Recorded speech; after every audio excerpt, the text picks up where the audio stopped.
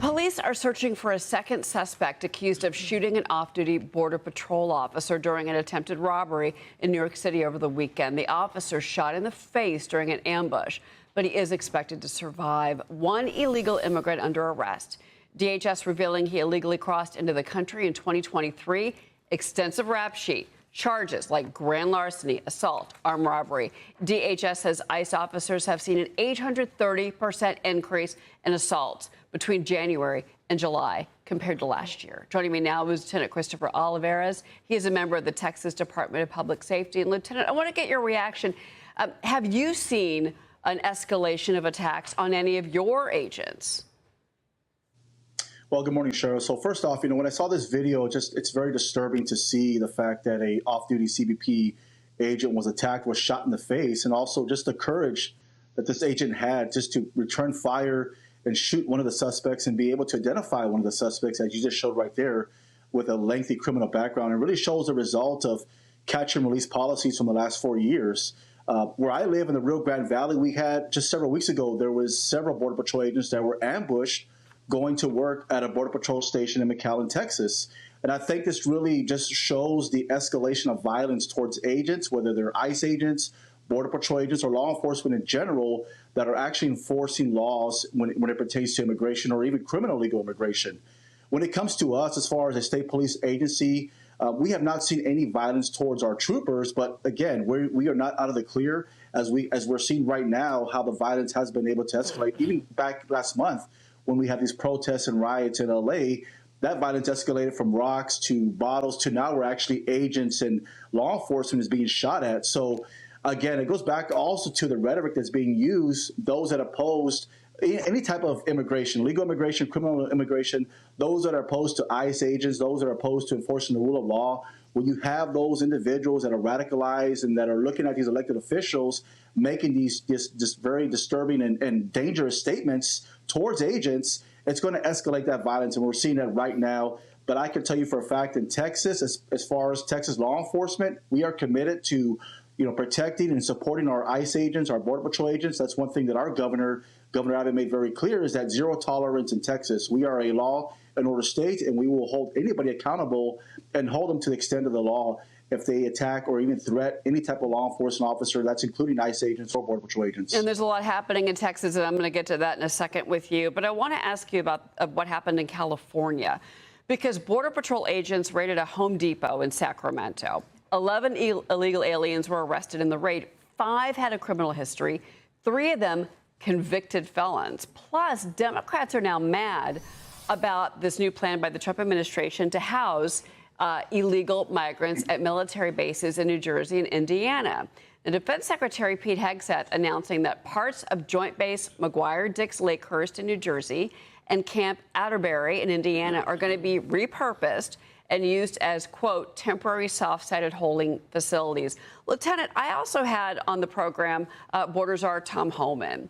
And one thing he told me, and this really got my attention, he said, I'm with the president on finding more facilities across the nation. He said, we need the beds. He's like, we got to get like 100,000 beds, is what he told me, even more. We've got the money to do that. We've got to expand this program. Your reaction? Well, Tom Homan is absolutely correct. I mean, you got to have the bed capacity in order to house these criminals that are being apprehended or being arrested by ICE agents because of these mass deportations. If you don't have the bed facility or the bed capacity, then what ends up happening is you're going to have to release these individuals and then go back out there and look for them again. So Tom Homan is actually right. I mean, he knows what obviously this is a man of experience. He knows what he's saying. He knows the logistics, and that's why it's very important to have that bed capacity or detention capacity, in this case, to house these criminals. Going back to the Home Depot raid, whether it's a Home Depot or worksite enforcement, criminals are going to be in those environments. And we're seeing that right now. 50% of those that were apprehended did have lengthy criminal backgrounds. That's where you're going to find the worst of the worst. It's not just, looking for them, in jails or those that are being released in jails. It's those that are being released into the communities. And this is what we're seeing right now, especially in these sanctuary cities and states, when you don't cooperate with ICE agents, when you can simply notify them when a criminal is being released from a jail so that an ICE agent can apprehend that criminal safely. Now they're having to go out into these communities. And now we're seeing that, where we're seeing these acts of violence, these threats, the assaults on ICE agents because of that. And again, you would think that those that are opposed to it will want safer communities, will want our law enforcement to be safe. But in this case, that is not the situation right now. And that's why we're seeing these threats escalate to over 830% towards ICE agents. And there's been a lot of criticism against Democratic lawmakers for the kind of language that they're using, which many critics say is inciting more violence against ICE agents, Border Patrol agents who are just out there. These are brave men and women that are just trying to do their job and trying to keep our country safe, and they're being attacked by U.S. citizens. So that's a big conversation that's happening right now. As promised, I want to get back to Texas with you. So Kirk County officials say nearly 100 people who had still been listed as missing after the deadly flash flooding on July 4th have been found safe. 3 individuals now are still missing. Can you give us an update on where the state is this Monday morning as obviously the cleanup continues? You know, Shara, I spent maybe the last couple of weeks there in Kirk County, where obviously this flooding took place, and I can't tell you, just it's even hard to put into words just the fact that this community in the face of devastation has come together, unified. First responders from everywhere, not just Texas, but across the country, coming together. Law enforcement, firefighters, EMS personnel, volunteer. Search, people that want to help the search efforts with our law enforcement really is quite remarkable. The countless hours, the fact that terrain that you're seeing there in the video, I mean, we faced so many challenges as law enforcement during those couple of weeks looking for people.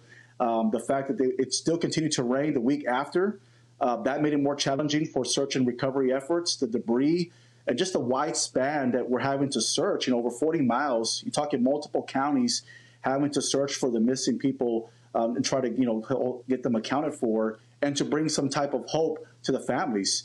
Right now, obviously, that number was well over 100 when Governor Abbott was there. Now we got that number down to 3. And the governor made it very clear as well, is that we are committed to find every single person and make sure they're accounted for. We want to bring some hope to those families, those grieving families. And one thing is more impactful is, once we find every single person, law enforcement that's not from the area, people that are not from the area, they're going to leave. Those that are still going to be there, those that work there, the city manager, the sheriff, the community members, the families, they are still going to have to live in those communities and actually, feel those impacts in the coming years, not just, rebuilding, but also a sense of just grieving for their loved ones that they've lost. And that's one thing that we want to provide to those families is a sense of hope and the fact that we are standing together. And I think that really underscores Texas strong, as the governor put it very, very well, is that we always come together no matter what the situation is. And that's what we did in these last couple of weeks in Kirk County. And I'm so glad that you mentioned the fact that the people of Texas, they are strong, they are family, they have their faith, and there's going to be years of rebuilding ahead. And I think it's important that people don't forget what happened there, and that people stay there as best they can or donate money, which our viewers have been doing. Exactly. Yeah, Lieutenant Christopher Olivarez, thank you so much for being here. And again, prayers out to the folks in Kirk County. Thank you, Cheryl. Well, following Fox's initial donation to the Kirk County Flood Relief Fund, our generous viewers have answered the call to action across all of our platforms. They've raised $7 million to aid Central Texas communities. You can still donate. There's a lot that still needs to be done. Visit go.fox/TX Flood Relief or scan the QR code on your screen to support relief and rebuilding efforts there.